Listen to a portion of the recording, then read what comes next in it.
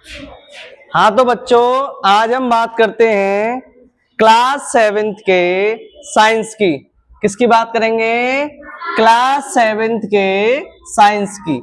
ठीक है, तो साइंस क्या होता है? सबसे पहले हम जाने कि विज्ञान क्या होता है। विज्ञान आखिर में क्या है? अगर हम किसी भी वस्तु के बारे में क्या, कब, क्यों, कैसे और कहां,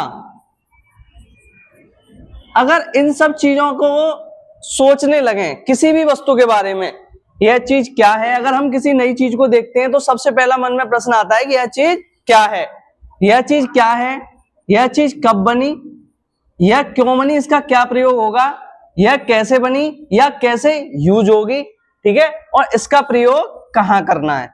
ये सब चीजें आती हैं बात मन में।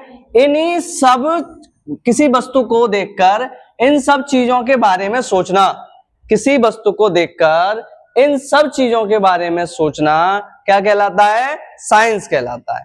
इन सब चीजों का उत्तर ही तो साइंस है।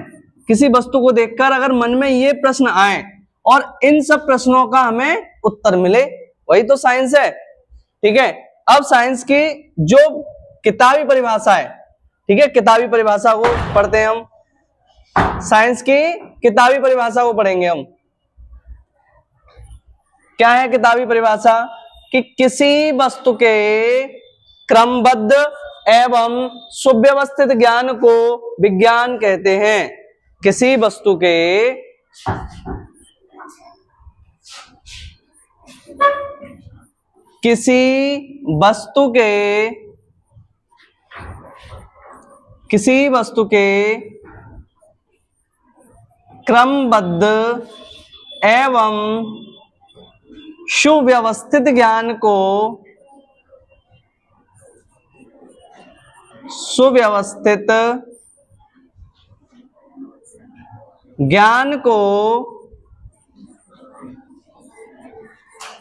एवं सुव्यवस्थित ज्ञान को विज्ञान कहते हैं।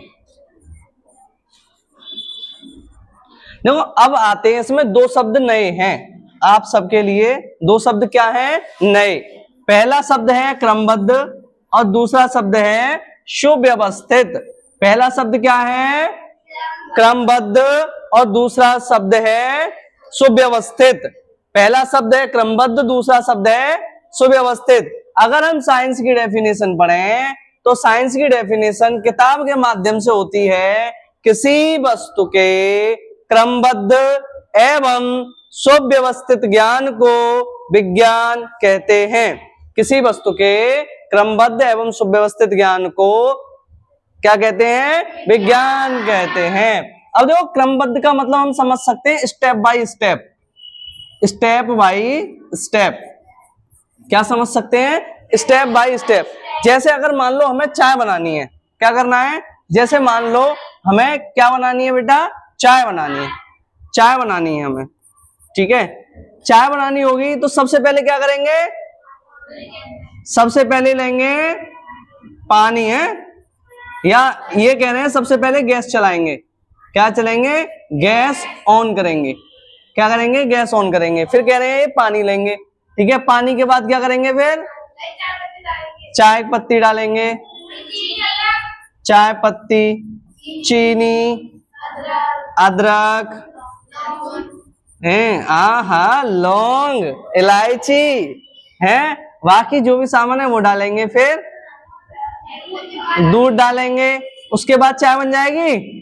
और उसके बाद क्या करेंगे? हम चाय का बर्तन लेंगे। क्या करेंगे? चाय का बर्तन तो लिया ही नहीं तुमने, गैस भी ऑन कर दी और चाय के लिए बर्तन लिया? कुछ नहीं लिया। तो चाय के लिए बर्तन भी तो लेना पड़ेगा, ठीक है। चाय के लिए बर्तन भी तो लेना पड़ेगा। अब देखो ध्यान से, चाय हमने बनानी है तो सबसे पहले हमें क्या करना पड़ेगा? बर्तन लेना पड़ेगा। फिर उसके बाद बर्तन के बाद गैस ऑन करनी पड़ेगी। फिर तीसरे नंबर पे उसमें पानी डालना पड़ेगा। फिर बाकी के सब स्टेप चलेंगे, जब तो चाय बनेगी। अगर हम पहले क्या कर दें? पहले ले लें बर्तन, ठीक है, पहले ले लिया बर्तन और बर्तन के बाद कर दिया हमने, ये सारे सामान डाल लिए, गैस ऑन ही नहीं की, तो क्या चाय बन जाएगी? क्या हो जाएगी? वो बन जाएगी, चाय बन जाएगी क्या? नहीं बनेगी ना। अब क्या करना है, ये सारे के सारी जब चीजों को एक सही स्टेप में ही तो लेना पड़ेगा, सही क्रम में ही तो लेना पड़ेगा, तभी तो चाय बन के तैयार होगी।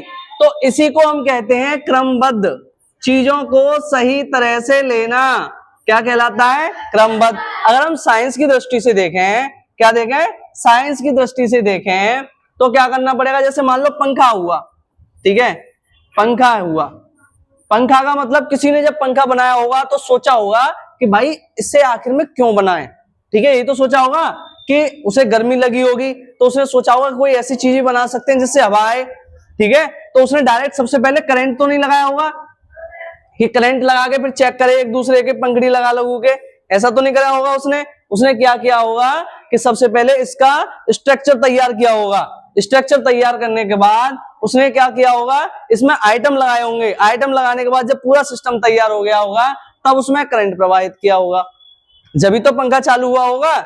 उससे पहले पंखा चालू हो जाता नहीं ना होता, ठीक है। अब क्या करेंगे, हमने क्रमबद्ध का मतलब समझ लिया कि स्टेप बाय स्टेप, यानी चीजों को सही क्रम में लगाना, ठीक है, यानी चीजों को सही क्रम में लगाना, सही क्रम में पढ़ना क्या कहलाता है? क्रमबद्ध कहलाता है, ठीक है। अब आती है बात किसकी? सुव्यवस्थित। सुव्यवस्थित, ये सुव्यवस्थित क्या है? हमने ये तो क्रमबद्ध तो पढ़ लिया कि स्टेप बाय स्टेप है, सुव्यवस्थित का मतलब क्या है? चीजों को सही क्रम में लगाना और उनकी मात्रा का भी चयन करना। अब मान लो यहाँ पे हम क्या बना रहे थे? चाय बना रहे थे, यही तो बना रहे थे, चाय, ठीक है, चाय बना रहे थे। चलो अगला पेज ले लेते हैं, अगली स्लाइड ले लेते हैं। यहाँ हमने क्या बनाया था? चाय बनाई थी। क्या बनाया था? अगला चाय बनाई थी हमने। अब चाय के लिए देखते हैं, ठीक है, चाय के लिए मान लो यहाँ चाय तैयार करनी है। अब चाय के लिए बर्तन ले लिया हमने, बाल्टी, ठीक है, बर्तन क्या ले लिया? बाल्टी। और जो पानी था, ठीक है, पानी हमने डाल दिया 1 गिलास, पानी डाल दिया 1 है, और चीनी थी, चीनी डाल दी 2 किलो, ठीक है, और दूध डाल दिया हमने 1 चम्मच। तो क्या ये सब मिलकर चाय बना पाएंगे? नहीं बनेगी ना चाय। ये पता नहीं, ये चाय की पत्ती हमने मान लो चाय पत्ती डाल दी, यहाँ पे चाय की पत्ती डाल दी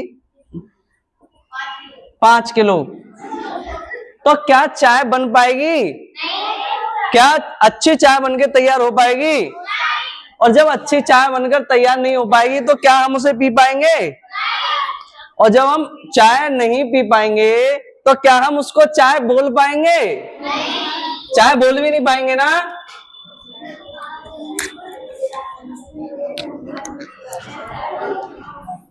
अब देखो, ठीक है, तो इनको क्या करना है बेटा, ये तो देखो नहीं मजाक की बात, ठीक है। अब आते हैं अपनी उस पर, ठीक है। देखो चाय बनाने के लिए हमें प्रॉपर चीजें लेनी पड़ेगी। जैसे अगर मान लो हमें 2 लोगों के लिए चाय बनानी है तो उसके लिए क्या करना पड़ेगा, ठीक है, मान लो बर्तन लेना पड़ेगा छोटा, ठीक है, बर्तन लेना पड़ेगा कैसा? छोटा, ठीक है, और दूसरा चीनी लेनी पड़ेगी। जैसे 2 लोगों के लिए चाय बनानी है तो ज्यादा से ज्यादा 3 चम्मच, ठीक है, 2-3 चम्मच या 4 चम्मच मान लो, ठीक है, या 2 चम्मच मान लो, जो भी क्वांटिटी के हिसाब से है ना, उसी के हिसाब से हमें चाय की पत्ती लेनी होगी, उसी के हिसाब से दूध, उसी के हिसाब से पानी, और जो भी चीज लेनी हो हमें क्वांटिटी के हिसाब से लेनी होगी। तो इसको कहते हैं सुव्यवस्थित, यानी ठीक प्रकार से, ठीक है, व्यवस्थित रूप से, किसी की मात्रा ज्यादा ना हो और किसी की मात्रा कम ना हो, तो उसको हम बोलेंगे सुव्यवस्थित। क्या बोलेंगे उसको? सुव्यवस्थित। अब आते हैं बात पर, ठीक है, हमारी क्या था साइंस की डेफिनेशन क्या थी? किसी वस्तु के क्रमबद्ध, क्रमबद्ध का मतलब क्या है? स्टेप बाय स्टेप, यानी ठीक प्रकार के क्रम में, ठीक है, ठीक प्रकार के क्रम में, ठीक है, और किसी वस्तु के ठीक प्रकार का क्रम एवं उसका संपूर्ण ज्ञान, यानी उसका ठीक प्रकार से, ठीक प्रकार से, या मात्रात्मक, मात्रात्मक बोल सकते हैं हम, मात्रात्मक, ठीक प्रकार से, ठीक प्रकार से, ठीक है। ठीक प्रकार से जो ज्ञान है वही क्या कहलाएगा, हमारा विज्ञान। क्या कहलाएगा, विज्ञान। और हमारे चैप्टर का नाम भी क्या है बेटा, मानव विज्ञान एवं प्रौद्योगिकी। आप इसको नोट कर लेना, ठीक है। क्या कर लेना, नोट कर लेना। किसी के अगर कोई बात समझ में नहीं आती है तो आप वीडियो को दोबारा से देख सकते हैं।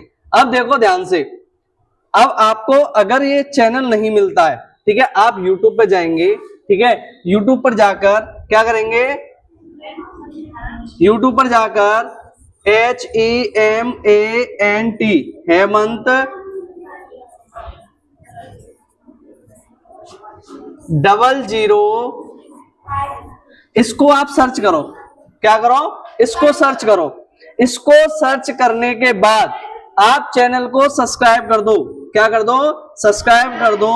और क्या करेंगे, इस पर अपना काम नोट कर सकते हैं, ठीक है। काम नोट कर लो और दोबारा से अगर समझ में नहीं आती है, एक बार नहीं, दो बार नहीं, 3 बार वीडियो देखो, आपके समझ में बहुत अच्छी तरह से आ जाएगी। अब इसकी लिंक मैं आपको ग्रुप पे शेयर नहीं किया करूंगा, ठीक है, इसकी लिंक आपको ग्रुप पर शेयर नहीं करूंगा, आपको स्वतः ही यूट्यूब पर जाकर ये शेयर देखना पड़ेगा, ठीक है, ठीक है। ध्यान से करना। क्या, हाँ, आपस में तुम शेयर कर सकते हो, ठीक है। अब बात आती है, देखो मानव, हमारे चैप्टर का नाम क्या था, मानव, दूसरा विज्ञान, मानव विज्ञान और प्रौद्योगिकी, प्रौद्योगिकी, ये आपके चैप्टर का नाम है। अच्छा, मानव के बारे में कुछ बताओगे? अगर हम बात करें मानव के बारे में, ठीक है, मानव के बारे में बात करें तो मानव आखिर में है क्या? हम अपने टॉपिक पर चलें तो मानव आखिर में है क्या? कौन बताएगा? कोई बताएगा कि मानव आखिर में है क्या? देखो, सबसे पहली बात, जैसे ही मन में आ जाए मानव, ठीक है, जैसे ही एक शब्द अगर हम सुनते हैं मानव तो हम तुरंत समझेंगे कि भाई मनुष्य है, आदमी है, नर है, इन सबको क्या कहते हैं? मानव कहते हैं, ठीक है।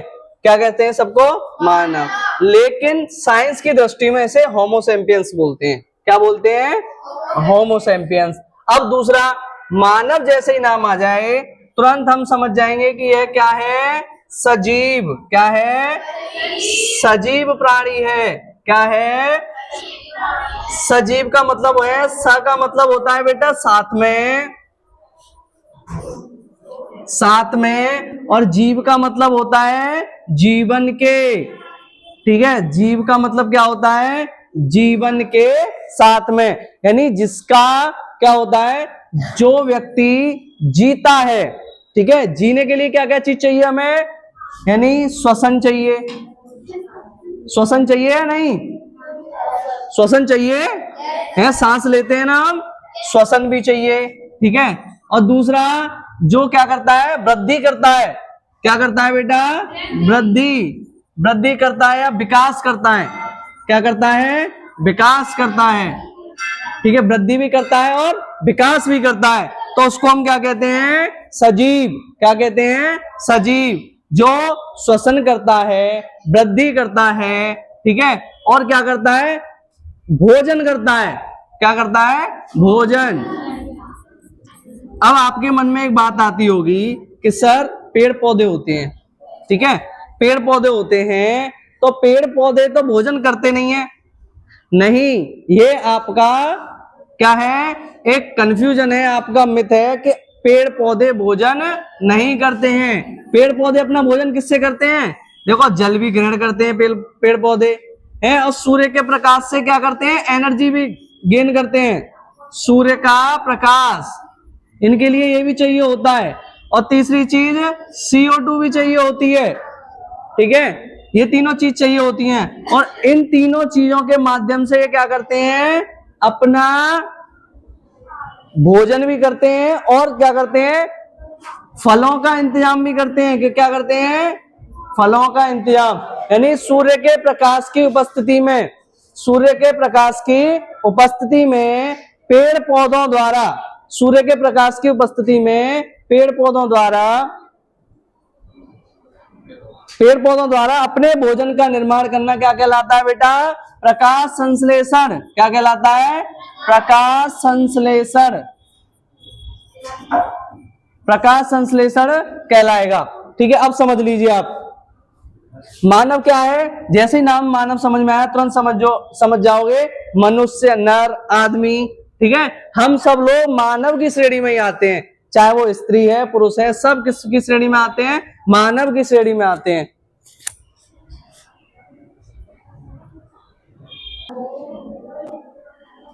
आपको मानव के बारे में सारी चीजें समझ में आ गई होंगी। ठीक है, मानव को मनुष्य कहते हैं, नर कहते हैं, आदमी कहते हैं। ठीक है, अब ये समझ लो मानव कैसा है, एक सजीव प्राणी है। कैसा है, सजीव प्राणी। सजीव का मतलब है जिसमें जीवन होता है, जीवन के साथ में जिसमें जीवन हो वह सजीव होता है। अब सजीव व्यक्तियों की खास बातें क्या होती हैं, वो श्वसन करते हैं, वृद्धि करते हैं। श्वसन का मतलब होता है सांस लेना। श्वसन का मतलब क्या होता है, सांस लेना। सरल भाषा में कह सकते हैं श्वसन का मतलब सांस लेना। वैसे ऑक्सीजन को ग्रहण करके कार्बन डाइऑक्साइड छोड़ना क्या कहलाता है, श्वसन कहलाता है। मानव श्वसन में कई क्रिया होती है। ठीक है, दूसरा वृद्धि या विकास।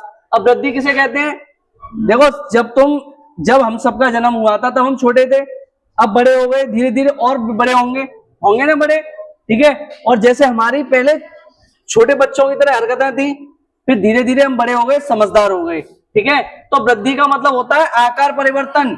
वृद्धि का मतलब होता है आकार परिवर्तन, आकार परिवर्तन। ठीक है, और विकास का मतलब क्या होता है बेटा, मानसिक परिवर्तन। क्या होता है, मानसिक परिवर्तन, यानी दिमाग का बदलाव। क्या होता है, दिमाग का बदलाव, यानी दिमाग बड़ा होता है। ठीक है, तो उसको हम क्या कहते हैं, मानसिक परिवर्तन। अब देखो भोजन भी करते हैं। ठीक है, मानव के बारे में तो ये सारी चीजें आपके समझ में आ गई। ठीक है, अब आते हैं बेटा बात किसकी, प्रौद्योगिकी की। किसकी बात करते हैं हम, प्रौद्योगिकी। टॉपिक है हमारा प्रौद्योगिकी।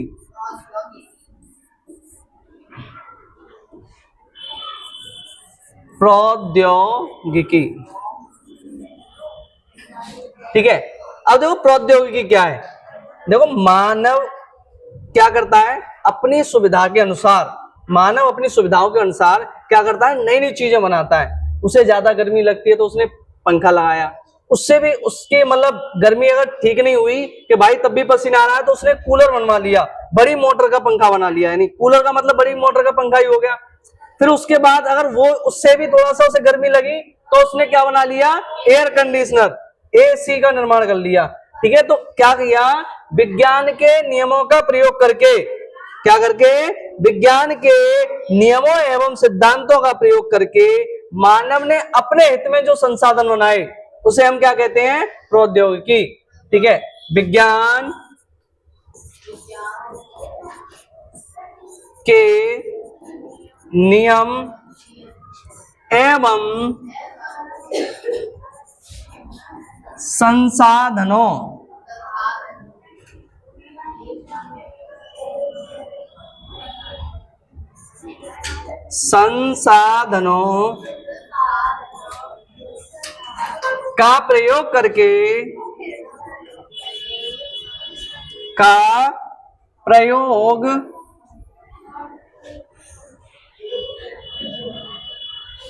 का प्रयोग करके, मानव हित में नए संसाधनों का निर्माण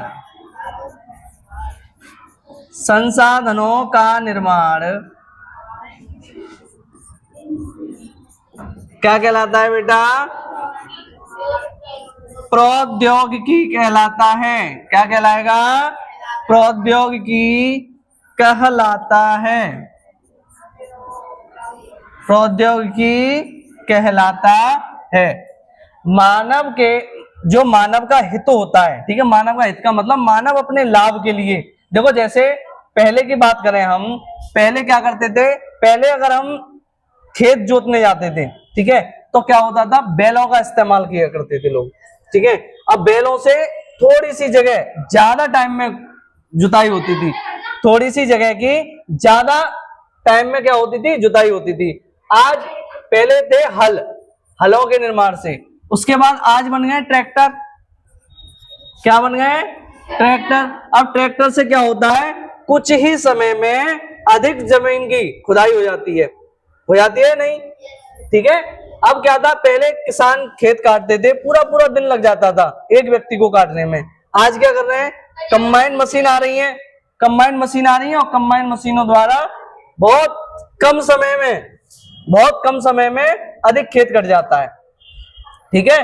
तो ये सब किसमें, ये सब जो चेंज आ रहे हैं, ये किसकी वजह से चेंज आ रहे हैं, ये इन सब को चेंज करती है बेटा प्रौद्योगिकी। प्रौद्योगिकी का मतलब समझ लो, विज्ञान के क्षेत्र में नई उन्नति, विज्ञान के क्षेत्र में नई उन्नति कौन लेके आता है, प्रौद्योगिकी, विज्ञान। अब देखो प्रौद्योगिकी काम कैसे करती है, जैसे एक बाइक देखिए, बाइक के दो पहिए होते हैं बाइक के दो पहिए। अब बाइक के दोनों पहिए, क्या एक पहिए पर बाइक चल सकती है, नहीं चल सकती ना। उसी तरह से प्रौद्योगिकी भी विज्ञान के बिना एक पहिए की गाड़ी है, प्रौद्योगिकी भी विज्ञान के बिना एक पहिए की गाड़ी है। प्रौद्योगिकी भी किस पर काम करती है बेटा, प्रौद्योगिकी भी विज्ञान के नियमों पर कार्य करती है। प्रौद्योगिकी भी किस पर काम करती है, विज्ञान के नियमों एवं सिद्धांतों पर, नियमों एवं सिद्धांतों पर।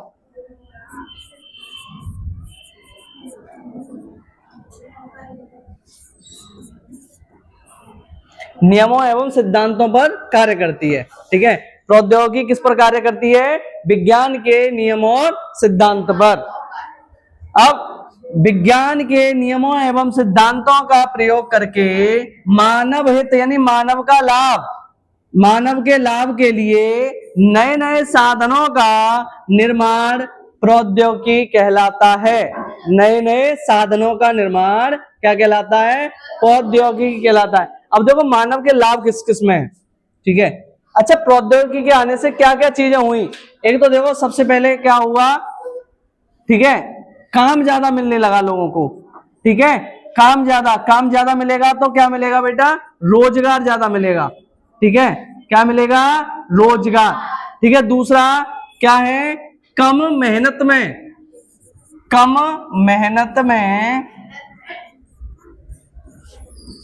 अधिक काम हो सकता है,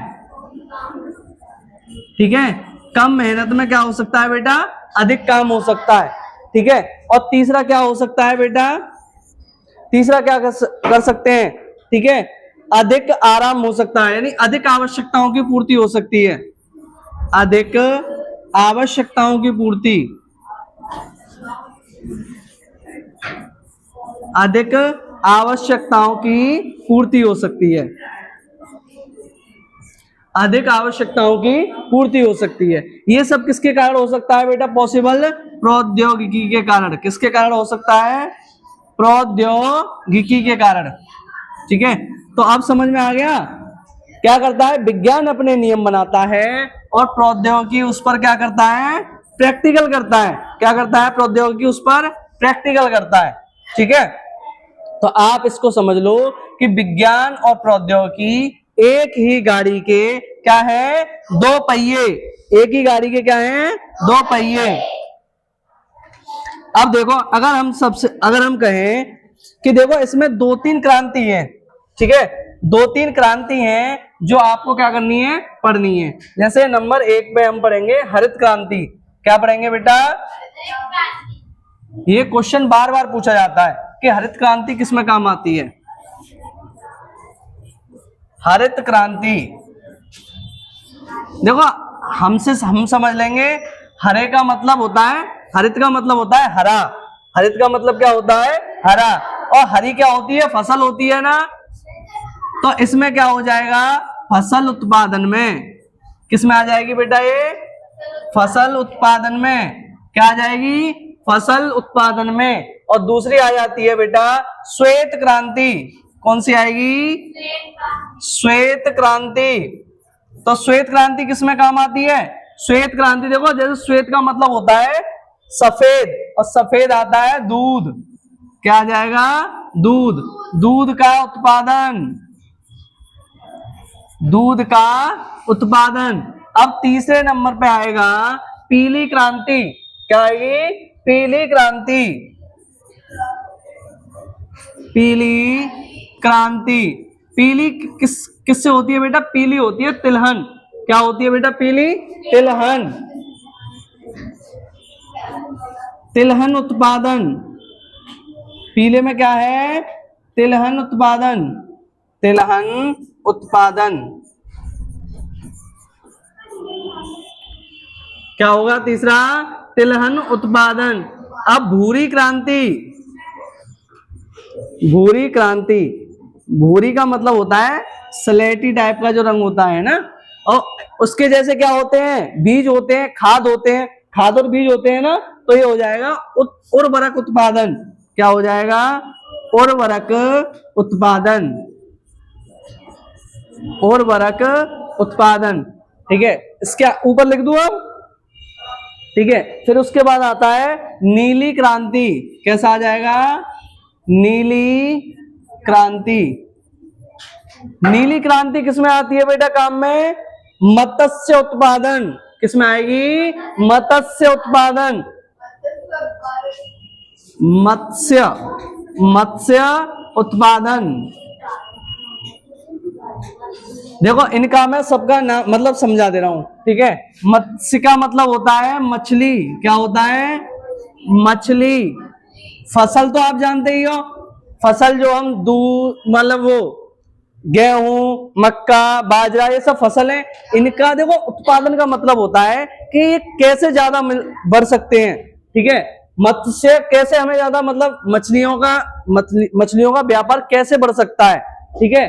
फसल कैसे ज्यादा हो सकती है, कम जगह में ज्यादा फसल कैसे हो सकती है, ठीक है। अब श्वेत क्रांति, कौन कौन से प्रोडक्ट खाने से हमारे पशु अधिक दूध दे सकते हैं, हमारे पशुओं का क्या कह सकते हैं कि हमारे पशुओं का शरीर कैसे अच्छा रह सकता है, स्वास्थ्य कैसा अच्छा रह सकता है, ठीक है। पीली क्रांति का मतलब तिलहन का उत्पादन कैसे ज्यादा कर सकते हैं, और भूरी का मतलब क्या है, उर्वरक। उर्वरक का मतलब ये होता है कि हमारे जो खेत होते हैं वो कैसे अधिक रूप से क्या कर सकते हैं, उत्पादन बढ़ा सकते हैं, क्या कर सकते हैं, उत्पादन बढ़ा सकते हैं। तो यहाँ पे देखो कितनी 5 तरह की क्रांति हो गई, पहला नीली, हरी, सफेद, पीली और भूरी, ठीक है। ये मान लो मोस्ट इंपॉर्टेंट है, क्या है, मोस्ट इंपॉर्टेंट, ये किसी भी एग्जाम में पूछ लेता है क्वेश्चन, ठीक है। ये नीली क्रांति, हरी क्रांति, श्वेत क्रांति, पीली क्रांति और भूरी क्रांति, यानी नीली, हरित, श्वेत, पीली और भूरी। मत्स्य, फसल, दूध, तिलहन और उर्वरक उत्पादन, ठीक है। ये 5 तरह की क्रांति है। ये पूरा चैप्टर आगे हम क्या करेंगे, कंटिन्यू करेंगे, कंटिन्यू करेंगे, ठीक है। तो आप इसको, ये पहला वीडियो का फर्स्ट पार्ट है, क्या है, वीडियो का फर्स्ट पार्ट। सेकंड पार्ट हम कल लोड करेंगे और इस चैप्टर को पूरा अध्ययन करेंगे, ठीक है। आज हमने क्या क्या चीज पढ़ी, एक तो विज्ञान के बारे में, एक प्रौद्योगिकी के बारे में, मानव के बारे में और क्रांतियों के बारे में, ठीक है। 5 तरह की क्रांति पढ़ी हमने, ठीक है। आगे की जो चैप्टर की कहानी है वो हम अगले वीडियो के अगले सेशन में करते हैं, ठीक है। जिस भी बच्चे को ये समझ में नहीं आई हो, वीडियो को दोबारा से देखना, ठीक है।